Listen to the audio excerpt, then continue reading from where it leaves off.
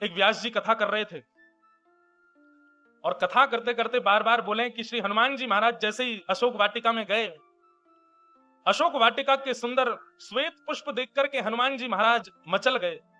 अब जैसे ही उन्होंने श्वेत पुष्प कहा, श्वेत पुष्प सुनते ही वहां पर हनुमान जी दिव्य प्रकट हो गए और प्रकट होकर के व्यास जी से बोले, बोले आप ये कथा गलत सुना रहे हो और मैं बहुत दिनों से सुन रहा हूं आपकी कथा में। आप हर बार कथा में ये कहते हो कि अशोक वाटिका के श्वेत पुष्प, वहां श्वेत पुष्प नहीं थे, वहां लाल पुष्प थे। व्यास जी महाराज तो बड़े प्रसन्न हो गए, बोले ओहो साक्षात हनुमान जी प्रकट हो गए। लेकिन व्यास जी बड़े चतुर थे, उन्होंने हनुमान जी की बात पर राजी ना करके अपनी बात थोपने लगे। बोले नहीं नहीं, आप तो ऐसे ही बोल रहे हो, हम जो कह रहे हैं वो सत्य है, अशोक वाटिका के पुष्प श्वेत थे। हनुमान जी बोले अभी अपनी गदा का प्रहार कर देंगे। तुम गए थे कि हम गए थे? तुम तो कथा सुना रहे हो, हम तो अशोक वाटिका गए थे, वहां के पुष्प श्वेत नहीं लाल थे। व्यास जी बोले मैं व्यासपीठ पर बैठा हूं, आप गदा का प्रहार नहीं कर सकते। व्यास है विष्णु रूपा है, व्यास विष्णु स्वरूप होता है, राम जी का रूप होता है। लेकिन हम अपनी बात पर अटल रहेंगे कि अशोक वाटिका के पुष्प श्वेत थे। हनुमान जी बोले तुम नहीं मानोगे, अरे हम प्रत्यक्ष अशोक वाटिका में थे, हमारी बात का कोई प्रमाण नहीं। व्यास जी बोले नहीं, आपकी बात का कोई प्रमाण नहीं। बोले रुको, मैं अभी तुमको प्रमाण देने के लिए अभी किसी को लेके आता हूं। बोले जाओ ले आओ।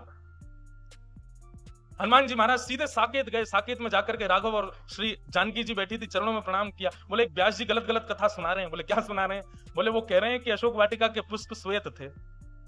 मैं तो मां वहां आपके पास आया था, मुझे पता है कि पुष्प लाल रंग के थे, लेकिन वो व्यास जी मान ही नहीं रहे हैं। वो कह रहे हैं कि श्वेत पुष्प है।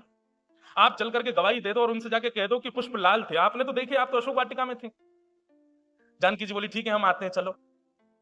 अब तो महाराज व्यास जी की कथा में हनुमान जी प्रकट हो गए, हनुमान जी के साथ साथ जानकी जी प्रकट हो गए, जानकी जी के साथ राम जी भी प्रकट हो गए, सब प्रकट हो गए। हनुमान जी सबको ले आए और हनुमान जी बोले फैसला कीजिए, ये व्यास जी मंच पर बैठे बैठे गलत बात कह रहे हैं। ये कह रहे हैं अशोक वाटिका के पुष्प श्वेत थे। मां आप बता दीजिए, अशोक वाटिका के पुष्प लाल थे।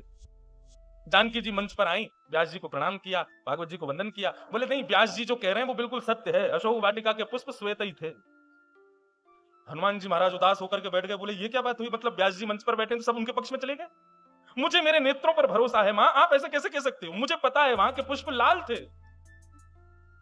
जानकी जी ने जाकर के हनुमान जी के सिर पर वरद हस्त फेरते हुए कहा, हनुमान जी पुष्प तो श्वेत ही थे, लेकिन रावण की पुष्प वाटिका में हमको बंधी देख तुमको इतना क्रोध आ रहा था कि तुम्हारे नेत्रों में लालिमा आ गई थी, जिसके कारण श्वेत भी तुमको लाल ही दिख रहे थे। पर वास्तविकता तो हनुमान जी यही है कि पुष्प वहां के श्वेत थे।